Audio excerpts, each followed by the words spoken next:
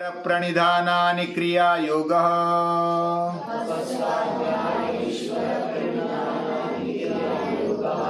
तपस्वाध्यायेश्वर प्रणिधानानि क्रिया योगः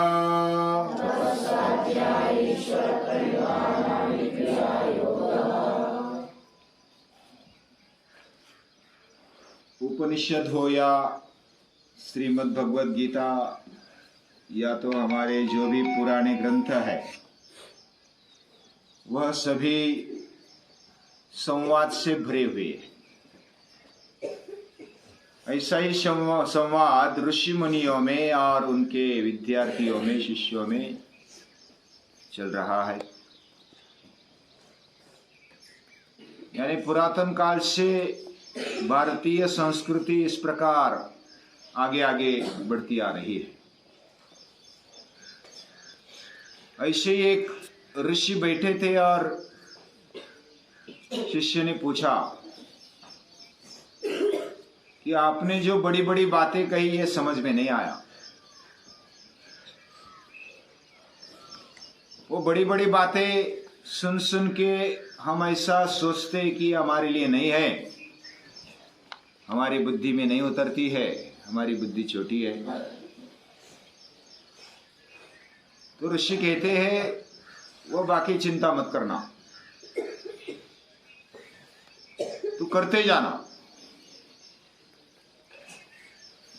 और जब करते जाएगा तो समझ में आ जाएगा। बिना किए अच्छी तरह से समझ में नहीं आता।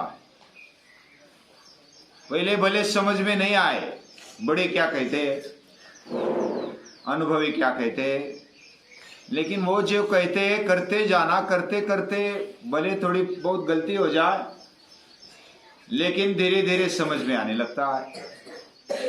समझने के लिए कितना समय लगेगा, अपनी तीव्रता कितनी है, इसके ऊपर वो समझ में आ जाएगा। हमें अगर जानने की तीव्रता है तो जल्दी समझ में आ जाएगा। अगर तीव्रता मध्यम है तो मध्यम समय में, और तीव्रता कम है तो बहुत ज्यादा समय लगेगा समझने के लिए। जैसी जिसकी तीव्रता है वैसा वो आगे बढ़ता है। करने के लिए प्रामाणिकता चाहिए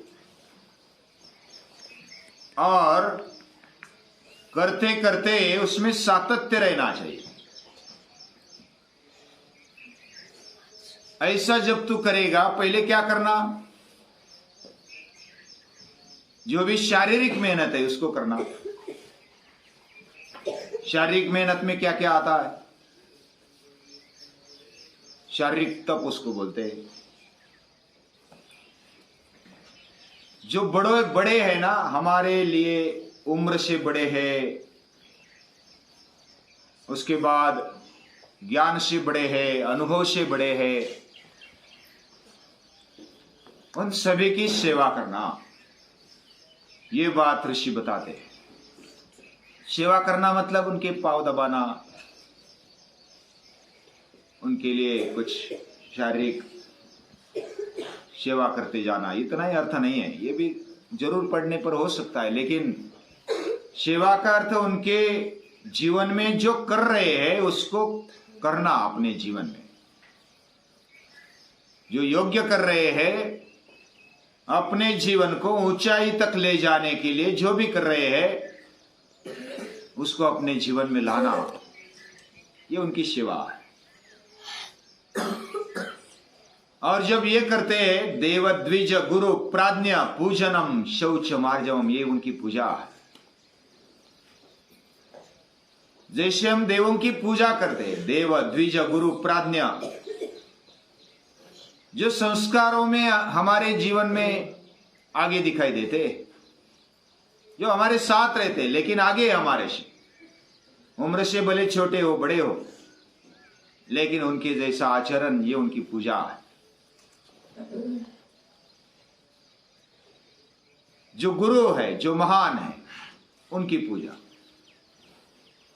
उनके लिए जो भी करना पड़े वो करना, उनका आचरण हमारे जीवन में लाने का प्रयास।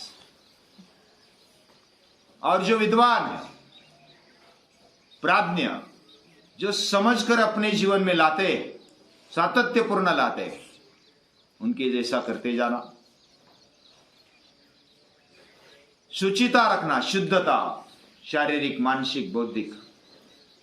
शारीरिक लेवल पर तो हम रख सकते हैं, हर रोज स्वच्छ रखना अपने शरीर को, इंद्रियों को। सरल रहना, स्ट्रेट फॉरवर्ड, यानी कि सरलता होनी चाहिए। मन में कुछ अलग, बाहर कुछ अलग, आर्जवम होना चाहिए। ब्रह्मचर्य का पालन होना चाहिए। हमारे इंद्रियों को, मन को सही योग्य विषय दे दे और उनको उन पर बनाए रखना, ये ब्रह्मचर्य पालन है। कामना वासनाओं में, आसक्ति में न फंसे, विद्यार्थियों का यह कर्तव्य है। और किसी के लिए हमारा जीवन तकलीफ न बने। अहिंसा,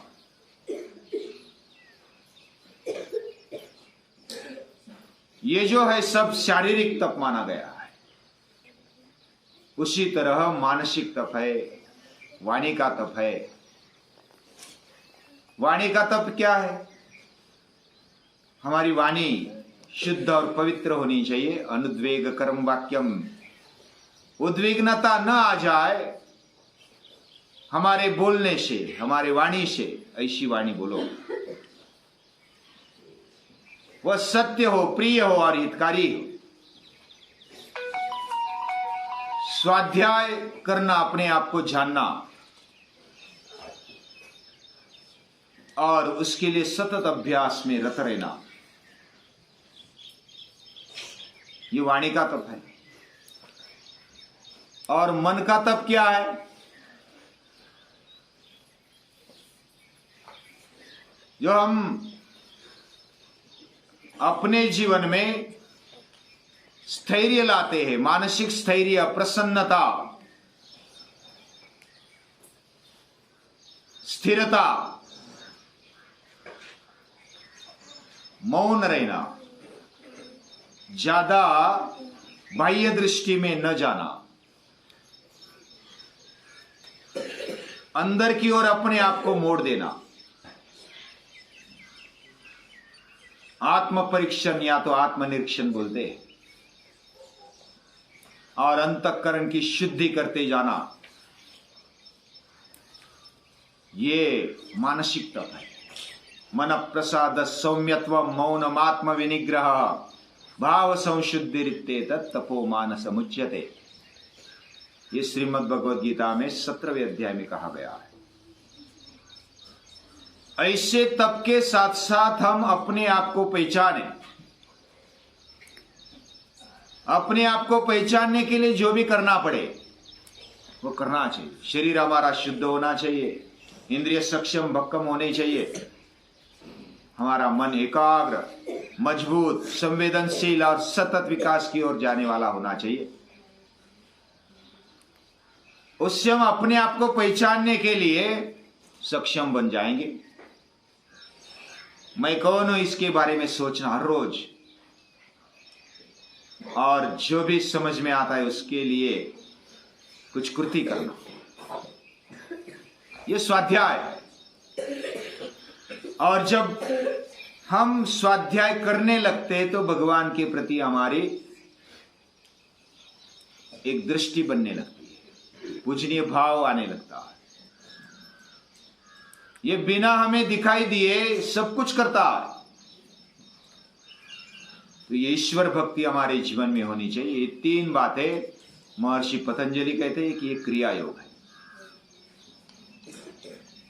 हमें अगर ज्ञान समझ में नहीं आता, ये क्रिया योग कर लो। ये एक्शन प्लान हमारे जीवन में होना चाहिए। जो अपने आप को करने के लिए ही तैयार नहीं होता, उसके लिए कोई आधार नहीं मिलता। जो कोई करने के लिए तैयार रहता है, कोई कोई बोलते हैं जब नसीब होगा, भाग्य खुलेगा तब करेंगे। अब समय नहीं आया है, ऐसा मन में सोचते भगवान भाग्य खुलवा देगा, नसीब खुलेगा, तब हम आगे बढ़ेंगे, भगवान की कृपा होगी तब करेंगे।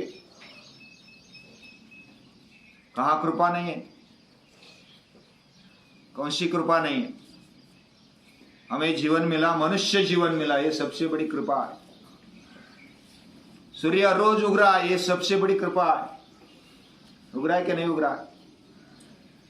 हमें शरीर मिला, इंद्रिय मिले, मन मिला, बुद्धि मिली, विचार करने की शक्ति मिली, भाव भावनाएं हमारे अंदर पैदा कर दी, इससे अधिक क्या कृपा चाहिए? कमी है, हम उसको लेने के लिए तैयार है क्या नहीं है? करने के लिए तैयार है क्या नहीं है? फूल सामने, उसकी सुगंध तब भी आएगी जब हमारा नाक अच्छा होगा। हम गंध लेने के लिए हमारे इंद्रिय सक्षम होंगे, तब वो कृपा हम पर बरसेगी।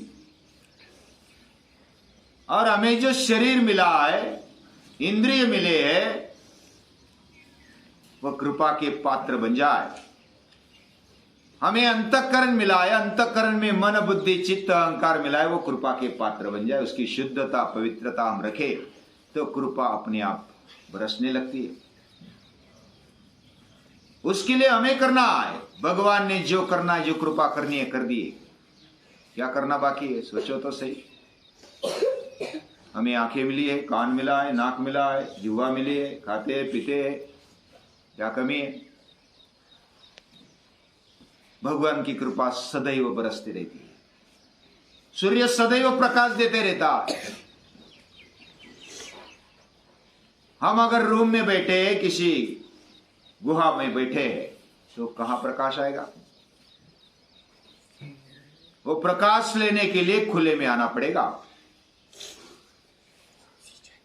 तो भगवान की कृपा है, हमारा भाग्य सदैव खुला है।